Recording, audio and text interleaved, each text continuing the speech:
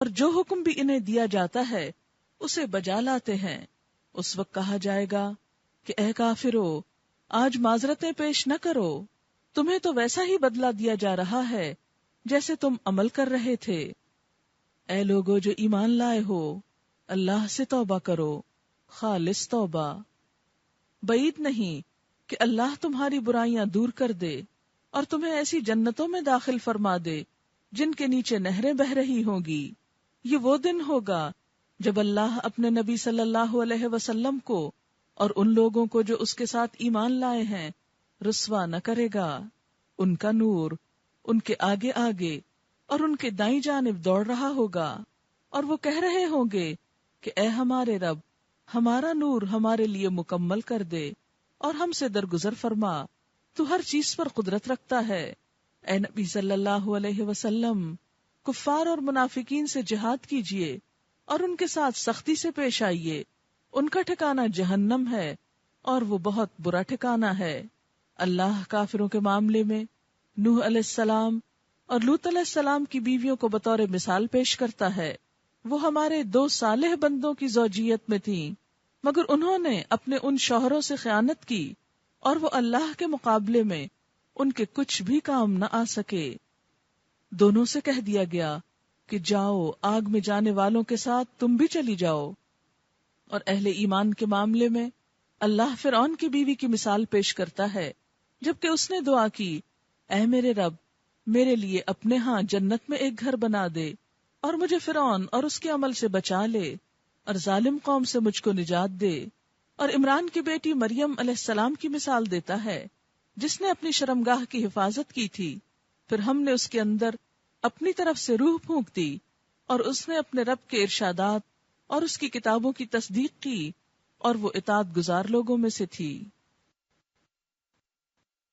اللہ کا شکر ہے جس نے ہمیں انسان بنایا، اس کا احسان ہے کہ اس نے ہمیں مسلمان بنایا، اس کا کرم ہے ہم پر کہ ہمیں محمد الرسول اللہ صلی اللہ علیہ وسلم کی امت میں سے اٹھایا۔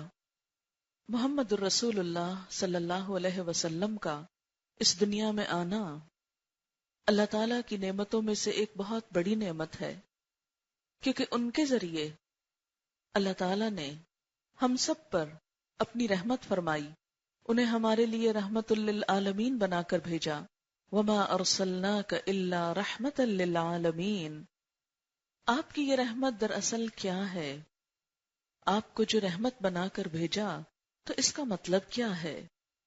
حقیقت یہ ہے کہ جو کچھ آپ کے ذریعے انسانیت کو ہدایت اور رہنمائی ملی، زندگی گزارنے کا بہترین طریقہ ملا، وہی دراصل انسانوں پر اللہ تعالیٰ کی رحمت کا سبب بنا۔ قرآن پاک میں اللہ تعالیٰ فرماتے ہیں، لقد من اللہ علی المؤمنین اذ بعث فیہم رسولا من انفسہم یتلو علیہم آیاتہ ویزکیہم ویعلمہم الکتاب والحکمہ وَإِن كَانُوا مِن قَبْلُ لَفِي ضَلَالٍ مُبِينٍ۔ یقیناً اللہ تعالیٰ نے اہل ایمان پر بہت احسان کیا جب ایک رسول ان کے اندر انہی میں سے اٹھایا جو ان پر اس کی آیات پڑھ کر سناتا ہے، ان کا تزکیہ کرتا ہے، انہیں کتاب اور حکمت کی تعلیم دیتا ہے، اور بے شک اس سے پہلے وہ کھلی گمراہی میں مبتلا تھے۔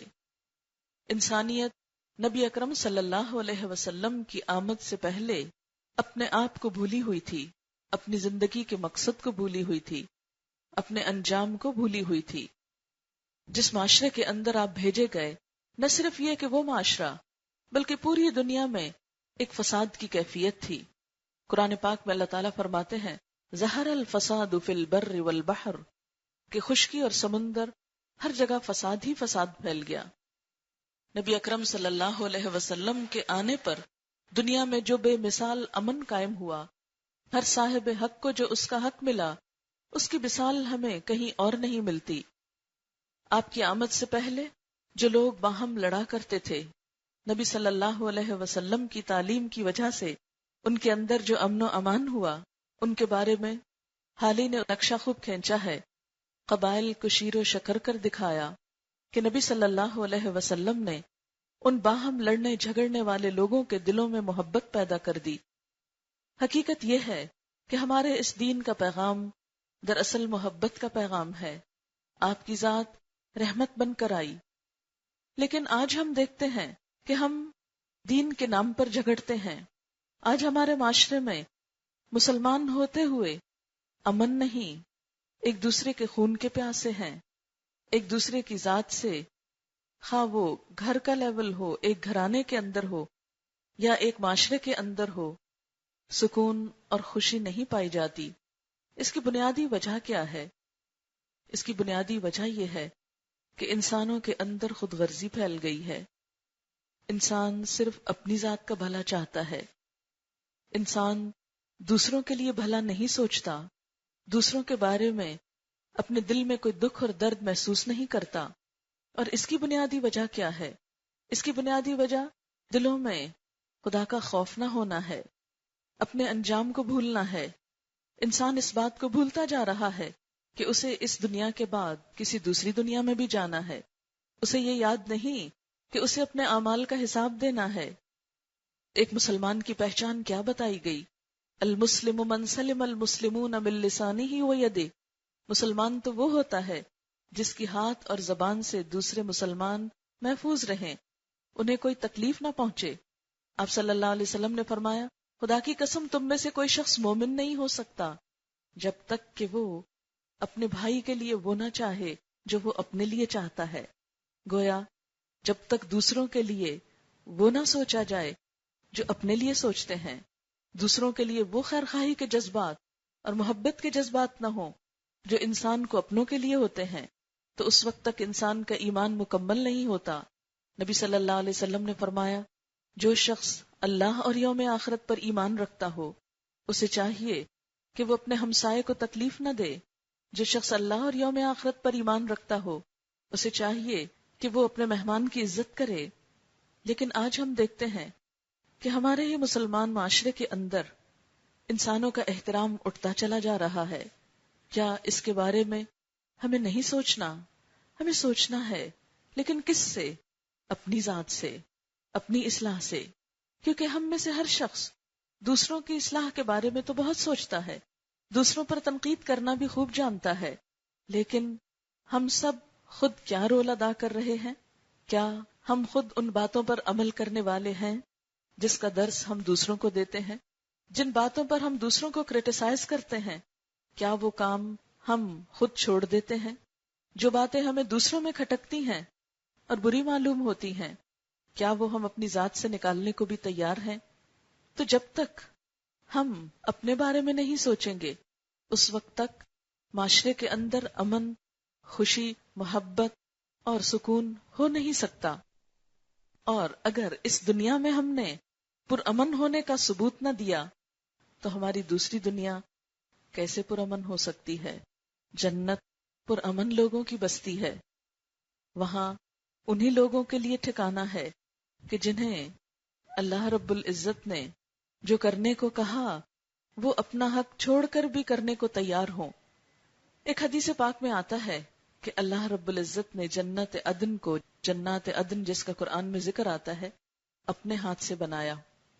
اور اس کی کچھ ڈسکرپشن یوں دی گئی کہ اس کے اندر جو برکس ہیں ان میں سے ایک سرخ ہے، ایک سبز ہے، ایک سفید ہے، یعنی اس کا کمبینیشن ہے. اس میں کس قسم کا آرٹ ہوگا، کیا ڈیزائن ہوگا، یہ تو اللہ تعالیٰ نے کچھ بتایا ہی نہیں. بہرحال چھوٹی چھوٹی جھلک ضرور دکھائی. وہ اتنی خوبصورت ہے کہ بنانے کے بعد قسم کھائی کہ تیرے اندر کوئی بخیل شخص نہیں جا سکے گا. یہ جنت بخل کرنے والوں کے لیے نہیں ہے. بخل کرنا کیا ہے؟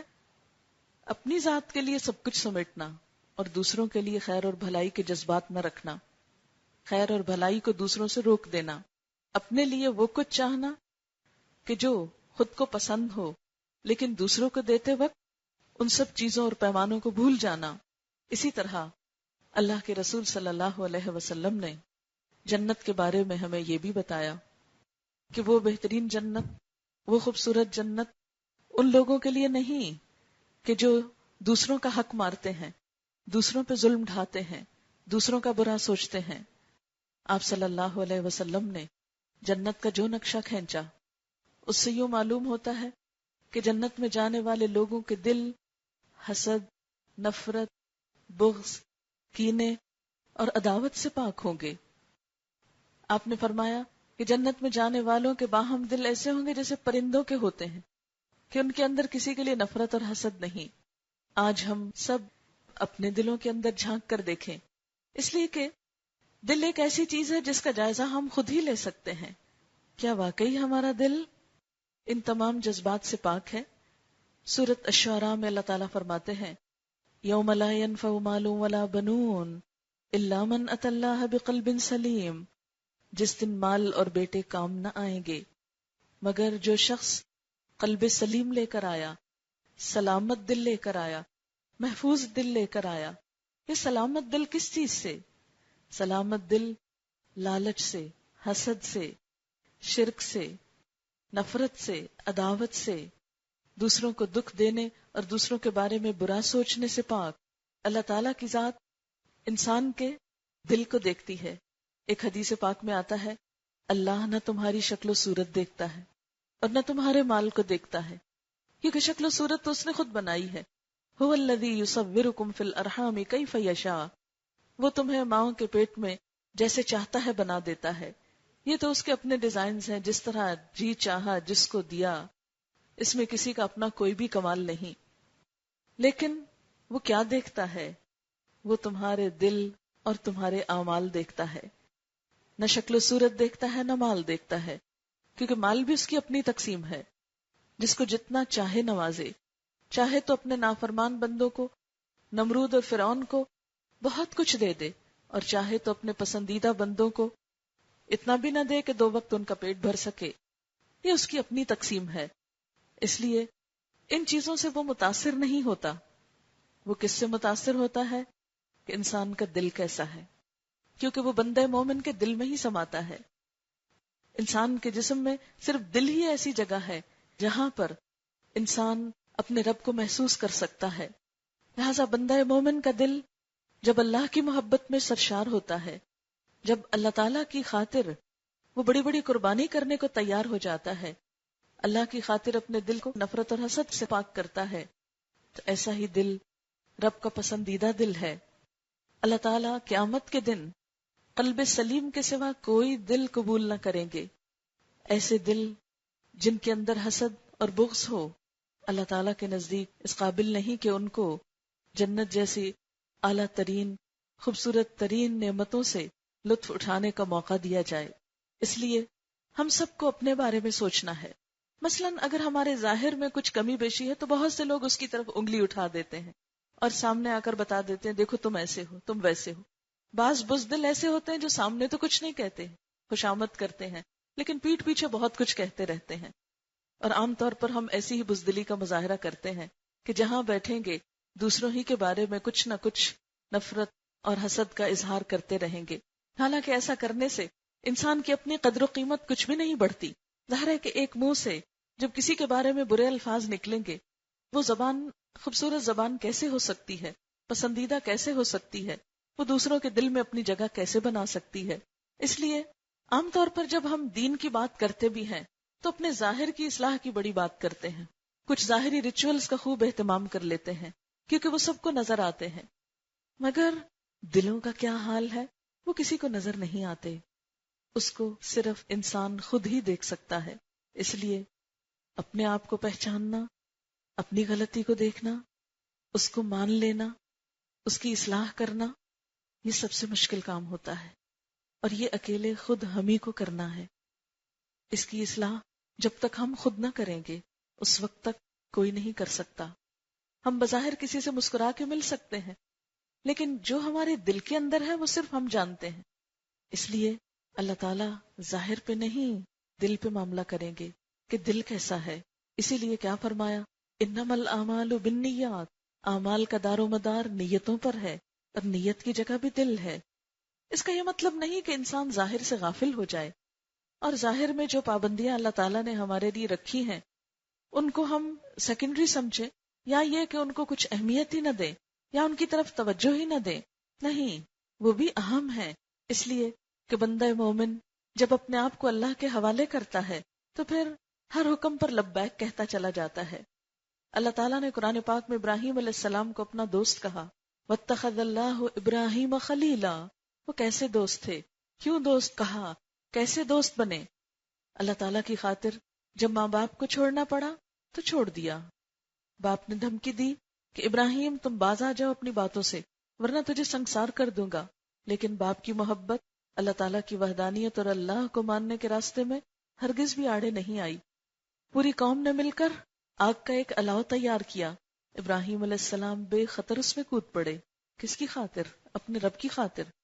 یا اللہ مجھے اس آگ میں جلنا تو گوارا ہے، لیکن تیرے ساتھ ان بتوں کو شریک کر دوں یہ گوارا نہیں ہے. اپنا وطن، اپنا گھر بار سب کچھ چھوڑ دیا. بیوی اور بیٹے کو اللہ کے حکم پر اس بے آب و گیا وادی میں جب بسانا پڑا تو بسا کر چلے آئے. اور اس کے بعد جب بیٹا جوانی کی عمر کو پہنچا، اللہ کا حکم آیا کہ اس کے گلے پہ چھری پھیر دو، تو چھری پھیرنے سے بھی گریز نہیں کیا. یہ ساری ادائیں، یہ سب کچھ، یہ ساری قربانیاں کس کے لیے تھیں؟ اپنے رب کے لیے، کیونکہ انہوں نے اپنے آپ کو سچا ثابت کیا.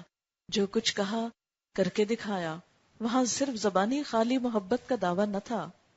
آج ہم بھی سب یہ اس بات کا دعویٰ کرتے ہیں کہ ہمارا دل بہت اچھا ہے، ہمیں اللہ تعالیٰ سے محبت ہے، لیکن اس محبت کا کوئی اثر ہمارے ظاہر میں کیوں نہیں آتا، ہماری عملی زندگی میں کیوں نہیں آتا، انسانوں کے ساتھ معاملہ کرتے وقت کیوں نہیں آتا، ہم دوسروں کو معاف کیوں نہیں کر سکتے؟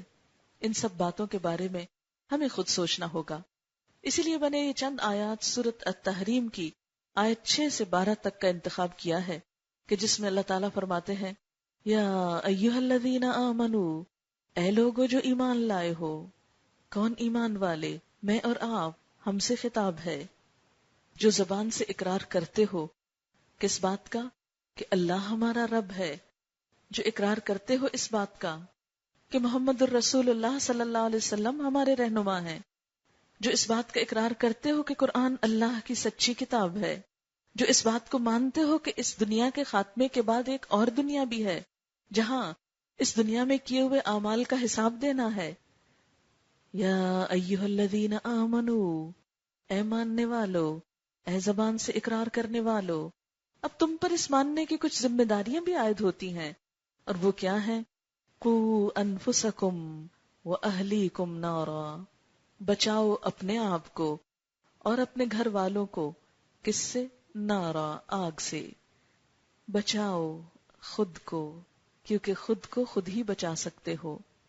خود کو بچانے کے لیے اپنے اندر جھانک کے دیکھنا ہوگا کہ میں اپنے رب کے بارے میں کیسا گمان رکھتی ہوں، میں اس کے دین کے بارے میں کیا سوچتی ہوں، اس کے دین پر عمل کرنے والوں کے لیے کیا جذبات رکھتی ہوں، اس کی کتاب کے ساتھ میرا معاملہ کیا ہے.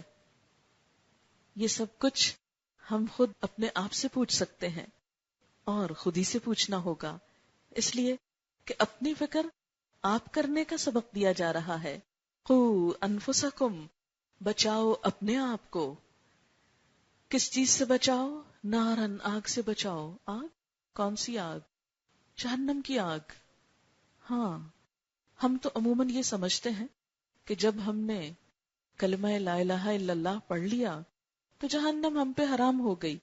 اب چاہے تو ہم چوری ڈاکہ کریں، چاہے تو ہم جھوٹ بولیں، چاہے کسی پہ الزام تراشی کریں، چاہے ہم کسی کو ذلیل و خوار کریں، ہم نے لا الہ الا اللہ کہہ رکھا ہے.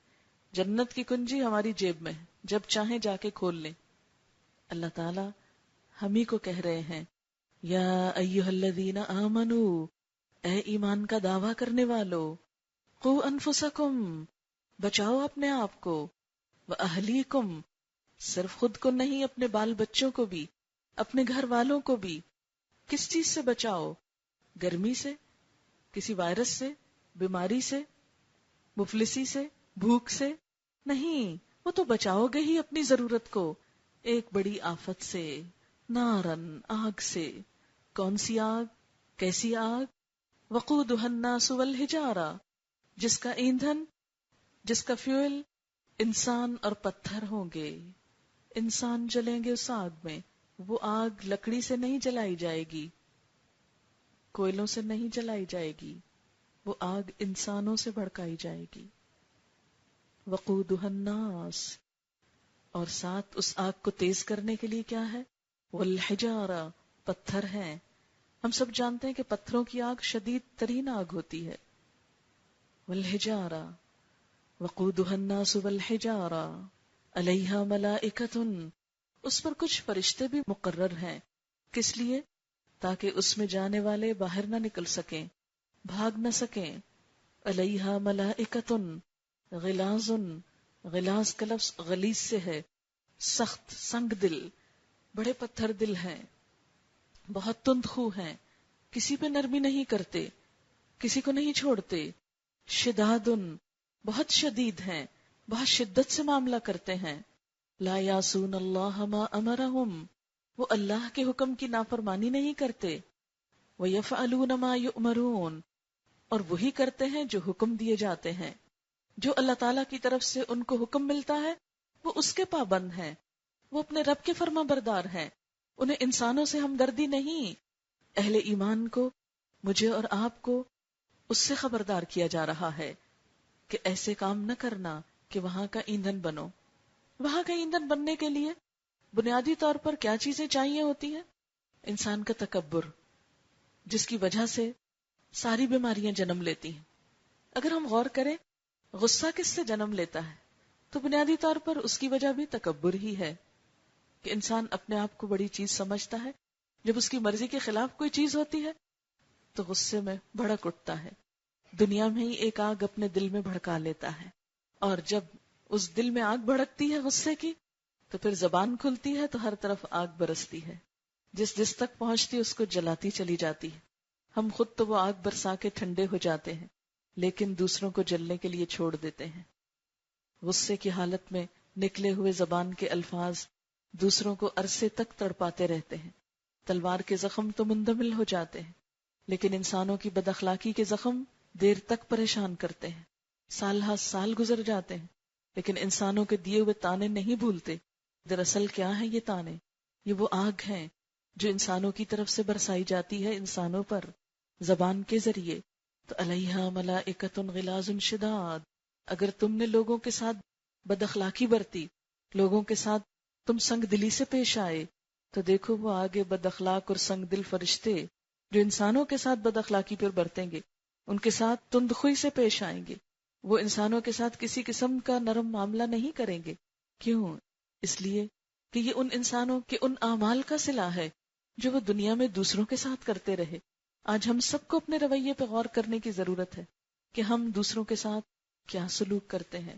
بسا اوقات اپنے سے بڑوں کے ساتھ پھر بھی کچھ لحاظ کر جاتے، برابر والوں کے ساتھ بھی اچھا اخلاق رکھنا کچھ مجبوری ہوتی، لیکن ہم سب کو اگر اپنا اخلاق پرکھنا ہے تو دیکھنا ہوگا کہ چھوٹوں کے ساتھ کیا کر رہے ہیں، بچوں کے ساتھ کیسے پیش آتے ہیں.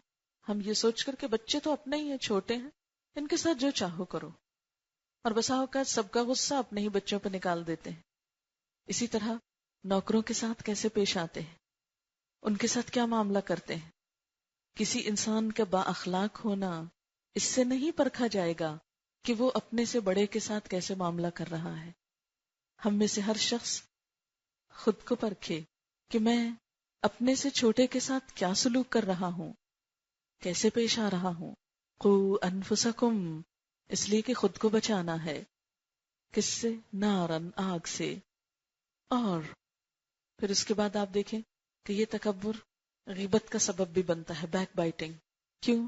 اس لیے کہ جب ہم سمجھتے ہیں کہ ہم بڑے ہیں اور کوئی اور ہم سے آگے نکلنے کی کوشش کر رہا ہے کسی بھی طرح، تو ہم ہر جگہ بیٹھ کے اس کو بدنام کرنا چاہیں گے تاکہ وہ آگے نہ جا سکے، جس کو دوسرے لفظوں میں لیگ پلنگ کہتے ہیں، کہ کسی کو ترقی نہ کرنے دو، کسی کو آگے نہ بڑھنے دو. آج ہمارا معاشرہ کیوں سوال پذیر ہے؟ اس کی بنیادی وجہ کیا ہے؟ خود بھی کام نہیں کرتے اور جو کوئی کر رہا اس کو کرنے بھی نہیں دیتے، اس کو جینے بھی نہیں دیتے. یہ رویہ جہاں دنیا کے لیے نقصان دہ. آپ دیکھیں کہ اگر ہمارے ہی ہم ملک، ہم وطن ترقی نہیں کریں گے، کیا اس کا نقصان ہم ہی کو نہیں ہوگا؟ اگر ہمارے ہی گھر میں ہمارا اخلاق اچھا نہیں تو کیا اس کا نقصان پلٹ کر ہم کو نہیں ہوگا؟ اگر ہم کسی کے ساتھ بدتمیزی اور بد اخلاقی کا معاملہ کریں گے تو اس کی محبت کیسے جیت سکیں گے، اس کا دل کیسے جیت سکیں گے؟ تو دنیا بھی انسان کی بد اخلاقی کی وجہ سے جہنم ہو جاتی ہے، اور اسی کا نتیجہ، اسی جہنم کا دوسرا حصہ پھر آخرت کا جہنم بھی ہے. اسی سے بچنے کے لیے کہا جا رہا ہے. اور پھر دوسری بڑی ذمہ داری وَأَهْلِيكُمْ، اپنے بچوں کی فکر بھی کرو. جو اچھا اخلاق خود اپناؤ گے وہی تمہارے بچوں میں بھی ٹرانسفر ہوگا. آپ دیکھیں کہ بچوں کے عموماً بولنے کا انداز کیا ہوتا ہے، وہی جو ماں باپ جیسے بولتے ہیں، جیسا ان کو دیکھتے ہیں ویسا ہی کرتے ہیں.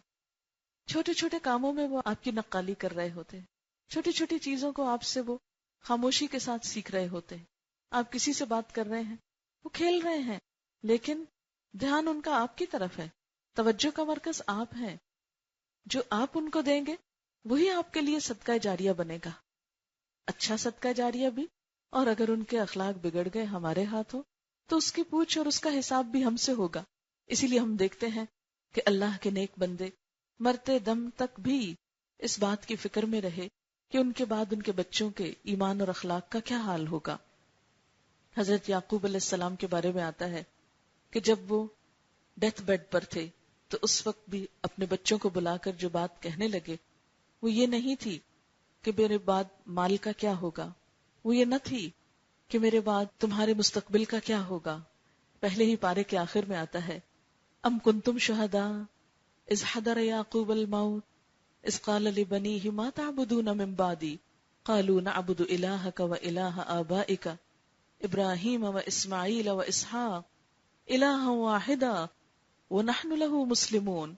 کیا تم اس وقت حاضر تھے جب یعقوب علیہ السلام کو موت آئی، جب وہ اپنے بچوں سے پوچھ رہے تھے بچوں میرے بعد عبادت کس کی کرو گے، میرے بعد کس دین پر قائم رہو گے؟ یہ احساس کیوں تھا دنیا سے جاتے ہوئے، دنیا سے رخصت ہوتے ہوئے؟ اس بات کی فکر کیوں تھی؟ اس لیے کہ انہیں پتا تھا کل اللہ کے حضور مجھ سے پوچھ ہوگی. حدیث پاک میں آتا ہے کلکم راعن وکلکم مسئول عن رعیتہ، تم میں سے ہر شخص نگران ہے اور ہر شخص سے اس کی رعایا کے بارے میں سوال ہوگا. جو اس کے ماتحت ہیں ان کے بارے میں پوچھا جائے گا کہ ان کی اصلاح کی کتنی فکر کی. لہذا والدین سے پوچھا جائے گا کہ انہوں نے اپنے بچوں کے بارے میں کیا کیا. حتیٰ کہ خاتون کا نام لے کر فرمایا والمرأة راعیۃ فی بیت زوجہا ومسئولۃ عنہا، خاتون خانہ سے بھی اس کے گھر کے بارے میں، اس کے بچوں کے بارے میں پوچھا جائے گا، کیونکہ وہ ان کی نگران ہے، ان کی ذمہ دار ہے. تو اس لیے ایمان والوں پر، مجھ پر اور آپ پر یہ ذمہ داری عائد ہوتی ہے کہ جہاں ہم اپنی فکر کریں، اور اپنی فکر سے مراد اپنے دل کی اصلاح، اپنے اندر کی اصلاح، اور اندر کے ساتھ ساتھ وہ پھیلتے ہوئے باہر تک بھی، اور اس کے ساتھ ساتھ اپنے بچوں کی فکر بھی. اور پھر فرمایا یا ایھا الذین کفروا لا تعتذروا اليوم، اے لوگو جنہوں نے انکار کر دیا، جنہوں نے بات نہ مانی، آج معذرتیں نہ پیش کرو، آج بہانے نہ کرو. انما تجزون ما کنتم تعملون، تمہیں تو وہی جزا دی جا رہی ہے جو تم عمل کرتے رہے ہو. کیونکہ قیامت کے دن انسان عذر پیش کرے گا، یا اللہ بہت مجبوریاں تھیں، بہت مصروفیت تھی. جیسے آج بھی ہم دیکھیں کہ باقی کاموں کے لیے ہمارے پاس وقت ہوتا ہے، لیکن جب بھی کوئی دین کی بات ہوتی ہے تو ہماری بہت ساری مصروفیات آڑے آ جاتی ہیں. نماز کے وقت ہمیں فرصت نہیں ہوتی، قرآن پڑھنے کے لیے صبح فرصت نہیں ہوتی، اس کو سمجھنے کا تو پوری زندگی ہی وقت نہ ملا. بہت کچھ پڑھا، بہت کچھ سیکھا، لیکن ایک اللہ کی کتاب، بے شمار کتابوں میں سے ایک کتاب، اس کے لیے وقت نہ ملا. بہت سی مصروفیات آڑے آ گئیں. قیامت کے دن کوئی عذر کام نہ آئے گا. اللہ تعالیٰ پوچھیں گے کہ یہ سب جو میں نے بھیجا تھا یہ کس لیے بھیجا تھا؟ صرف بند کر کے اونچا رکھنے کو؟ صرف کسی مقدمے کے وقت قسم کھانے کو؟ یا کسی کے فوت ہونے پر پڑھ کے اسے بخشنے کو؟ یہ تو کتاب زندہ ہے، ہدایت کے لیے آئی ہے. ذالک الکتاب لا ریب فیہ ھدی للمتقین، انسانوں کی ہدایت کے لیے بھیجی گئی یہ کتاب. لیکن آج ہم ہدایت کے سوا ہر کام لے رہے ہیں اس سے، خواہ جادو کرنے کا ہو، یا جن بھوت بگانے کا ہو، یا مقدمے لڑنے کا ہو، یا قسمیں کھانے کا ہو، یا خوبصورت کیلی گرافی سے سجانے کا ہو، یا دلہن کو اس کے نیچے سے گزارنے کا ہو شادی کے وقت، یا فوت شدہ انسان کے ساتھ کچھ حصہ رکھ کے دفنانے کا ہو، یا قبر پہ کوئی آیت کا کتبہ لکھ کے لگانے کا ہو. وہ سب ٹھیک ہے، لیکن جس اصل کام کے لیے آئی ہے یہ کتاب، اس کی طرف سے ہم قومی اور اجتماعی طور پر غافل ہیں. انفرادی طور پر انڈیویجولز کہیں کہیں کوششیں کر رہے ہیں، لیکن بحیثیت امت مسلمہ ہم نے اس کتاب کو پس پش ڈال دیا.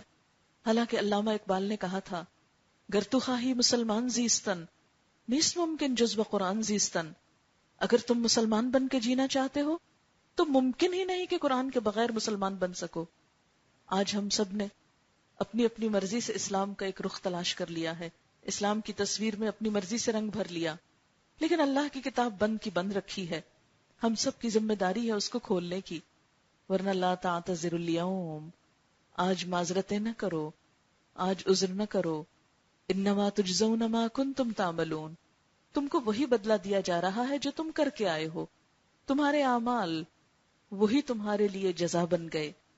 جیسا کہ پہلے میں نے عرض کیا کہ جہنم کی آگ کس سے بھڑکے گی؟ اسی سے جس سے ہم دنیا میں آگ بھڑکاتے ہیں، یعنی جس سے دنیا کی آگ بھڑکتی ہے وہی اسباب بنیں گے وہاں کی آگ بھڑکانے کے بھی. جن سے ہمارے دلوں میں آگ بھڑکتی اور زبانیں آگ اگلتی ہیں وہی چیزیں وہاں بھی آگ بن جائیں گی. اسی طرح جو اچھے اعمال یہاں ہیں، ایک خوبصورت مسکراہٹ جو ہے، کسی کے ساتھ اچھا نرم معاملہ جو ہے، پھولوں کی طرح ہے، وہی جنت کے پھول بن جائیں گے. جس طرح سبزے کو دیکھ کر ایک سکون ہوتا ہے، تو جن لوگوں کو دیکھ کر ایک سکون کی کیفیت طاری ہوتی، وہی ان خوبصورت باغوں کے اندر رہنے کے حقدار بن جائیں گے. تو ہم سب کو ایسا انسان بننے کی ضرورت ہے کہ جو واقعی اس بہترین جگہ کا اہل ہو. اس کے بعد سارے اہل ایمان کو اللہ تعالیٰ فرماتے ہیں، یا ایھا الذین آمنوا توبوا الی اللہ توبۃ نصوحا، اے ایمان والو اللہ سے توبہ کرو، خالص توبہ، سچی توبہ.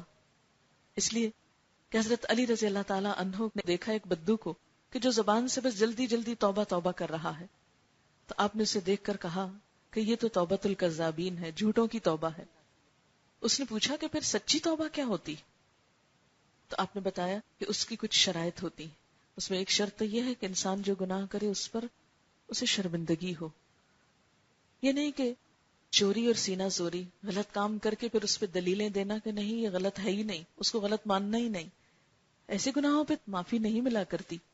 غلط بات کو غلط کہنا، اپنی غلطی کو غلطی ماننا، اور پھر اس کے بعد اس پر اللہ تعالیٰ سے دعا کرنا کہ اللہ تعالیٰ آپ معاف کر دیجئے، اور اس کے بعد اس کام کو چھوڑ دینا.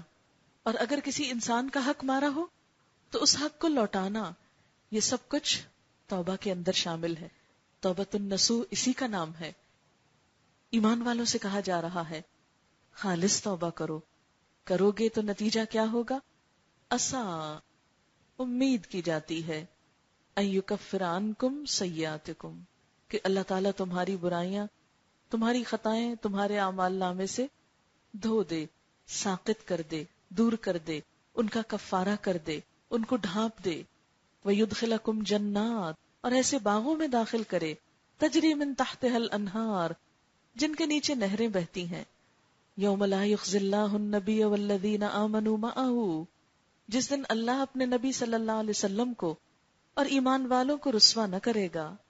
نورہم یسعی بین ایدیہم وبایمانہم، ان کا نور ان کے آگے آگے اور ان کی دائیں جانب دوڑ رہا ہوگا.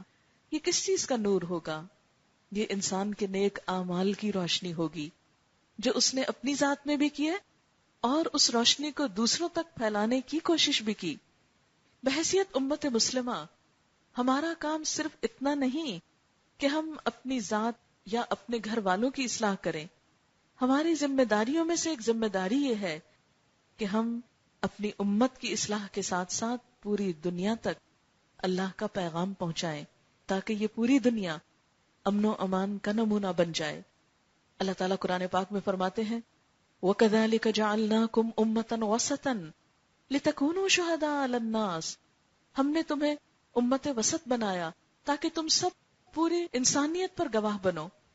وَيَكُونَ الرَّسُولُ عَلَيْكُمْ شَهِيدًا، اور رسول تم پر گواہ بن جائیں. اسی طرح ایک اور جگہ پر فرمایا کنتم خیر امت، تم بہترین امت ہو، اخرجت للناس، جو لوگوں کے لیے پیدا کی گئی ہو. تو امت مسلمہ صرف اپنی ذات کے لیے نہیں، انسانیت کی بھلائی کے لیے پیدا کی گئی ہے. کنتم خیر امت اخرجت للناس. لیکن ہم تو بھی اپنی ذات کے خول سے باہر نہیں آئے، ہم تو بھی اپنی خود غرضی سے باہر نہیں آئے. ہم نے اپنے مسلمان بہن بھائیوں کے لیے ابھی تک دل بڑے نہیں کیے تو پوری دنیا کی بھلائی اور خیر خواہی آخر کب کریں گے؟ اللہ کے رسول صلی اللہ علیہ وسلم نے سب کے ساتھ بھلائی کی، دشمنوں کے ساتھ بھی. یہ آپ کا اخلاق ہی تو تھا جس نے غیروں کے دل بھی آپ کے لیے مسخر کر دیے. اور آج ہماری بد اخلاقیاں ہیں کہ اپنے بھی غیر ہو گئے، اپنے بھی پناہ مانگنے لگے. اس لیے کنتم خیر امت، بحیثیت امت ہماری ذمہ داری، اخرجت للناس، انسانیت کے لیے پیدا کیے گئے ہو. تأمرون بالمعروف، تم بھلائیوں کا حکم دو گے، بھلائیوں کو عام کرو گے، خیر کو عام کرو گے. وتنہون عن المنکر، برائیوں سے روکو گے. اور یہ کام کیسے ہو سکتا ہے؟ اس کتاب کے ذریعے، کہ اس کتاب کا نور، اس کتاب کی روشنی، اس کتاب کو دنیا بھر میں عام کیا جائے. اب ہم سب اپنی اپنی ذات پر سوچیں کہ اس میں ہمارا حصہ کتنا ہے، اس کے لیے ہم کیا کر رہے ہیں. ہمیں تو اس بات کا شاید کبھی خیال بھی آیا ہو کہ یہ ہماری ذمہ داری ہے، اس لیے کہ عموماً ہم اپنی ذمہ داریاں اپنی ذاتی زندگی تک ہی سمجھتے ہیں، خود اپنی ذات تک اور اپنے گھر والوں تک، لیکن اس سے باہر نکل کر معاشرے کے لیے، اور معاشرے سے نکل کر اپنی پوری قوم اور ملت کے لیے، اور ملت سے باہر پوری دنیا کے لیے ہمیں کیا کرنا ہے، اس کے بارے میں ہم میں سے کتنے سوچتے ہیں. لہٰذا قیامت کے دن کچھ لوگ ایسے ہوں گے، نبی صلی اللہ علیہ وسلم نے فرمایا ان کا نور مدینہ سے یمن تک پھیل رہا ہوگا، کچھ کا صنعاء تک، کچھ کا اس سے کم. جو منافق ہوں گے ان کا نور، کیونکہ وہ جو وقتی طور پر ایمان لائے، ایک حدیث میں آتا ہے کہ ان کے انگوٹھے کے ناخن میں ہوگا، کبھی جلے گا کبھی بجھے گا. ان کو دیکھ کر اہل ایمان بھی خوف زدہ ہوں گے کہ کہیں ان کا نور جو بجھ رہا ہے ہمارا بھی نہ بجھ جائے. تو اس وقت وہ کہیں گے ربنا اتمم لنا نورنا، اے رب ہمارا نور ہم پہ مکمل کر دے. یہ جو نیکی پھیلانے کا اور تیرے دین کو عام کرنے کا نور ہم نے جگہ جگہ پھیلایا اور وہ دور دور تک گیا، اس کو آج تو محفوظ کر دے، وہ ہم سے چھیننا نہ. انسان ہونے کے ناطے جو ہم سے کوتاہیاں ہوئی ہوں اس کی وجہ سے یہ نور بجھا نہ دینا. انک علی کل شیء قدیر، بے شک تو ہر چیز پر قدرت رکھنے والا ہے. اس تمہید کے بعد اللہ تعالیٰ دو مثالیں ہمارے سامنے لاتے ہیں. ایک مثال کافروں کے لیے ہے اور ایک ایمان والوں کے لیے ہے.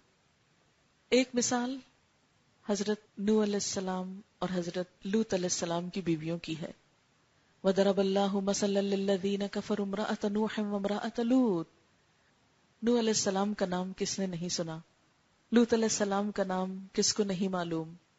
دونوں اللہ کے چنے ہوئے بندے پیغمبر تھے، لیکن فرمایا ان دونوں کی بیویاں کانتا تحت عبدین من عبادنا صالحین، یہ ہمارے دو نیک بندوں کی زوجیت میں تھی، لیکن انہوں نے کیا کیا؟ فخانتاہما، اپنے شوہروں سے خیانت کی. یاد رکھیے کہ پیغمبروں کی بیویاں کبھی بدکار نہیں ہوتی، لیکن یہ خیانت کون سی خیانت ہے کہ اپنے شوہروں کے مشن، یہ شوہر جس کام کے لیے بھیجے گئے اس میں تعاون نہیں کیا، اس میں خیانت کی، اس راہ پر نہیں چلی، وہ عہد نہیں نبھایا جو اللہ نے ان کے شوہروں کے ذریعے ان سے لیا تھا. خیانت کیا ہوتی ہے؟ کسی امانت میں خیانت، اور یہ صرف مال میں نہیں ہوتی. کسی کی بات دوسری جگہ پہنچانا، کسی کی چھپی ہوئی چیز کو، کسی کے راز کو افشا کرنا، یہ بھی خیانت ہوتی ہے. جس بات کو کہا جائے کہ دوسروں کو نہ بتایا جائے اس کو بتا دینا، یہ بھی خیانت ہے. تو ان کی خیانت کیا تھی؟ روایات میں آتا ہے کہ یہ بسا اوقات ان باتوں کو اپنے شوہر کی جو دشمن قوم تھی ان تک پہنچا دیا کرتی تھی، یعنی گھر کے راز وہاں تک پہنچا دیتی تھی کہ جہاں پہنچانے سے منع کیا گیا تھا. مثلا حضرت لوط علیہ السلام کی قوم پر جب عذاب آنے لگا اور فرشتے آئے تو فرشتوں کی آمد پر قوم کو جو اطلاع دی تھی وہ ان کی بیوی نہیں دی تھی. تو گویا کہنے کا مطلب یہ ہے کہ یہ اپنے شوہروں کے ساتھ ان کے مشن میں سنسیئر نہ تھی. بظاہر ان کو یہ ظاہر کرتی کہ ہم تمہارے ساتھ ہیں، لیکن اندر سے ساتھ نہیں تھی، اندر سے دھوکہ دیا. وہی بات پھر وہ دل والی، کیونکہ خیانت کا تعلق بھی دل سے ہوتا ہے، کہ اندر سے ساتھ نہ تھی. ایسے رویے کو منافقانہ رویہ بھی کہتے ہیں، اندر سے کچھ باہر سے کچھ. اسی لیے ہم دیکھتے ہیں کہ منافق کی علامتوں میں سے کیا ہے کہ جب بات کرے تو جھوٹ بولے، جھگڑے تو گالی دے. مومن گالیاں نہیں دیتا، مومن کی زبان سے گالیاں نہیں نکلتی. گالیاں دینا بھی منافقت کی علامت بتایا گیا، کیونکہ ایمان کی پہچان کیا ہے؟ زبان سے کسی کو دکھ نہ پہنچے، زبان سے کسی کو تکلیف نہ پہنچے. بہرحال انہوں نے جب اپنے شوہروں سے خیانت کی تو شوہروں کی نیکی، ان کی نبوت، ان کی عبادت بیویوں کو نہ بچا سکی. نوح علیہ السلام کی قوم پر جب عذاب آیا، طوفان آیا، پوری قوم ڈبوئی گئی سوائے ایمان والوں کے، تو ان کا بیٹا اور بیوی بھی ڈوبنے والوں میں شامل تھے. لوط علیہ السلام کے گھر والوں کو جب نکلنے کا حکم دیا گیا تو بیوی بھی ساتھ نکلی، لیکن تھوڑی ہی دور جا کر جب بیوی نے عذاب آنے پر پیچھے پلٹ کر دیکھا تو وہیں کی وہیں رہ گئی. بار بار قرآن پاک میں آتا ہے کانت من الغابرین، وہ پیچھے رہنے والوں میں سے تھی، وہ شوہر کے ساتھ نہ جا سکی. اس کے بعد اللہ تعالیٰ ایک اور مثال دیتے ہیں، اور وہ ہے فرعون کی مثال، کہ فرعون کیسا بادشاہ تھا، کتنا اللہ تعالیٰ کا نافرمان. اس نے ظلم و ستم کی انتہا بھی کی تو اس کی بیوی حضرت آسیہ بنت مزاحم رضی اللہ تعالی عنہا ایمان لے آئی. اللہ تعالیٰ فرماتے ہیں وَضَرَبَ اللَّهُ مَثَلًا لِّلَّذِينَ آمَنُوا امرأة فرعون اذ قالت رب ابن لی عندک بیتا فی الجنہ. ایمان والوں کے لیے اللہ تعالیٰ فرعون کی بیوی کی مثال دیتے ہیں کہ اس نے اپنے ایمان کی کیسے حفاظت کی. وہ فرعون جو عام بادشاہوں کی طرح نہیں تھا، خود کو بڑی چیز سمجھتا تھا. قرآن پاک میں آتا ہے کہ اس نے کہا تھا اپنی قوم کو انا ربکم الاعلی، میں تمہارا سب سے بڑا رب ہوں. خود کو خدا سمجھتا تھا. بعض لوگ تو عمل سے خدا بنتے ہیں لیکن وہ تو زبان سے بھی خود کو خدا کہتا تھا. انتہائی ظالم. قرآن پاک میں اس کو فرعون ذی الاوتاد کہا گیا، کیلوں والا. روایات میں آتا ہے کہ جب حضرت آسیہ ایمان لائی تو اس نے ان کے ہاتھ میں بھی کیل ٹھکوا دیے، اتنی سخت سزا دی، لیکن وہ اپنے ایمان سے باز نہیں آئی. کہنے لگی رب ابن لی عندک بیتا فی الجنہ، اللہ میرے لیے جنت میں اپنے پاس گھر بنا دے. اپنے پاس، عندک بیتا، تیرے پاس گھر چاہیے، مجھے فرعون کے محلات نہیں چاہیے. فرعون کا طرز تعمیر، اگر آپ کو ایجپٹ جانے کا اتفاق ہو تو آپ دیکھ سکتے ہیں آج بھی احرام مصر کی شکل میں، تصویروں میں تو خیر سب نہیں دیکھا ہوگا کہ کس قدر زبردست عمارتیں بنانے والا، کہ زمین میں آج بھی پہاڑوں کی طرح گڑی ہوئی ہیں. لیکن حضرت آسیہ رضی اللہ تعالی عنہا کو کوئی چیز متاثر نہیں کر سکی. یہ بڑی بڑی عمارتیں، شوہر کی بہت بڑی ناموری، طاقت اور شہرت، کچھ بھی ان کو ایمان سے ہٹا نہیں سکا. دنیا کی نعمتیں ان کے سامنے حقیر ہو گئی. کہنے لگے اللہ، یہ فنا ہونے والی دنیا نہیں، باقی رہنے والی آخرت چاہیے، تیرے پاس جنت میں گھر چاہیے. عندک بیتا فی الجنہ ونجنی من فرعون، اللہ مجھے فرعون سے نجات دے. ونجنی من القوم الظالمین، ان ظالم لوگوں سے نجات دے. کیونکہ فرعون اور اس کے درباری مل کر ان ایمان والوں کو سزائیں دیتے جو بھی ایمان کا دعویٰ کرتا. اسی لیے سوائے چند لوگوں کے قوم فرعون میں سے کوئی ایمان نہ لایا. اب یہاں پر دو کردار ہیں ہمارے سامنے، دونوں طرف خواتین کی مثال دی گئی. اسی لیے چونکہ خواتین کی مجلس تھی تو میں نے اس موضوع کا انتخاب کیا کہ ہم بھی خواتین ہیں. ایک طرف پیغمبروں کی بیویاں، دوسری طرف ظالم حکمران فرعون کی بیوی، خدا کو نہ ماننے والے بلکہ خود کو خدا کہنے والے کی بیوی حضرت آسیہ. ایک کے گھر میں ایمان، دوسرے کے گھر میں کفر، لیکن کام کیا آیا؟ اپنا ایمان. شوہر کا ایمان کام نہیں آیا، شوہروں کی نیکی کام نہیں آئی. کیا کہا گیا؟ قیل ادخلا النار مع الداخلین، آگ میں جانے والوں کے ساتھ تم دونوں بھی چلی جاؤ، دونوں بھی چلی جاؤ. اور دوسری طرف وہ عورت جو ایمان میں ایک پہاڑ کی طرح جم گئی، کوئی چیز اس کو متزلزل نہ کر سکی، اس کے لیے کیا تھا؟ جنت کی بشارت. ادھر آگ ہے، ادھر جنت ہے. فیصلہ کس کی بنیاد پر ہو رہا ہے؟ کسی نام کی بنیاد پر نہیں، ایمان کی بنیاد پر، عمل کی بنیاد پر، اخلاق کی بنیاد پر. آج ہم مسلمانوں کے اندر صرف نام کا ایمان تو ہے، عمل اور اخلاق نہیں رہا.